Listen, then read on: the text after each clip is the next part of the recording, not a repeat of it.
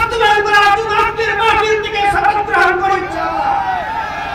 এবং আমি বলতে চাই, আমাদেরকে কেন্দ্রীয় মনোনয়ন জন্য মনোনয়ন দেওয়া হয়েছে।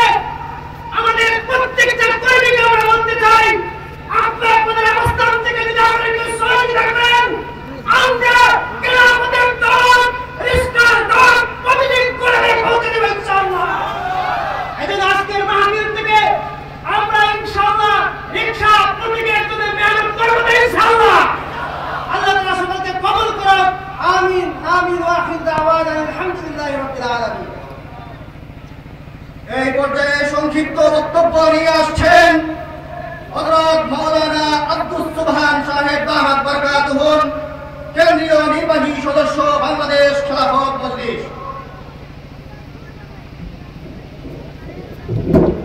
আসসালামু আলাইকুম ওয়া রাহমাতুল্লাহি ওয়া বারাকাতুহু।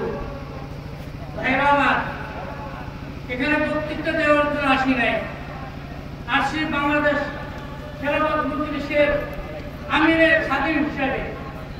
আমরা দেখেছি উপমহাদেশের অনেক বড় বড় আলেম হযরত শাইখুল হাদিস রাহমাতুল্লাহি আলাইহি সাথে থাকতেন, খাদিম রূপে সামনে যেতেন। আমিও ওনার সুযোগ্য সন্তান শাইখুল হাদিস এবং শাইখুল হাদিস ওনার খাদেম হয়ে আপনাদের সামনে উপস্থিত হয়েছি।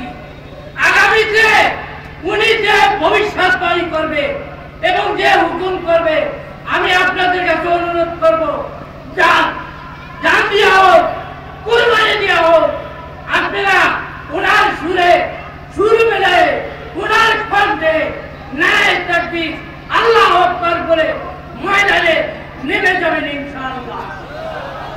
ওয়া আলাইকুম আসসালাম।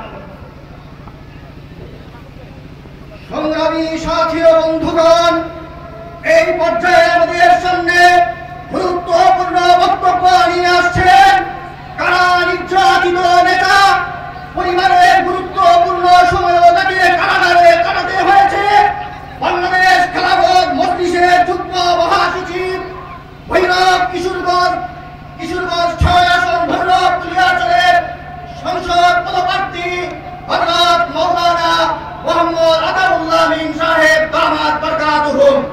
আতাউল্লাহ ভাইয়ের কাছে আমাদের বিনীত অনুরোধ, ওনার গুরুত্বপূর্ণ বক্তব্যের মাধ্যমে আমাদেরকে তিনি ধন্য করবেন। আসসালামু আলাইকুম ওয়া রাহমাতুল্লাহ। ইন্নাল হামদুলিল্লাহ ওয়াস সালাতু ওয়াস সালামু আলা রাসূলিল্লাহ, আম্মা বা'দ।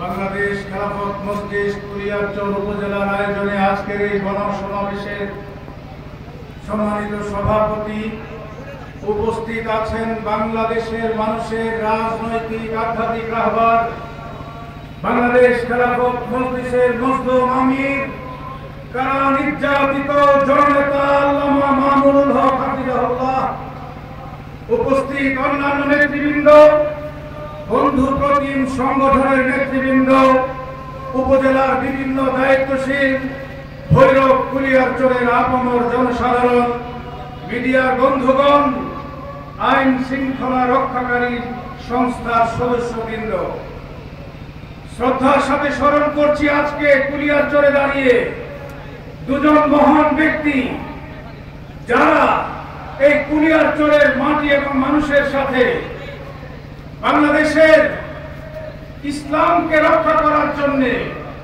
যারা বিশেষভাবে অবদান রেখেছেন।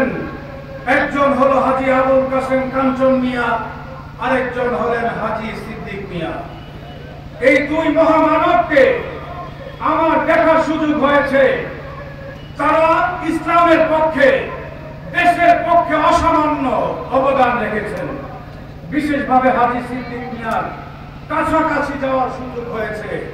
তিনি ইসলামপন্থী জনতার ঐক্য চেয়েছেন, আলেম ওলামারা একতাবদ্ধ হয়ে কাজ করো, এমন একটা স্বপ্ন দেখতেন।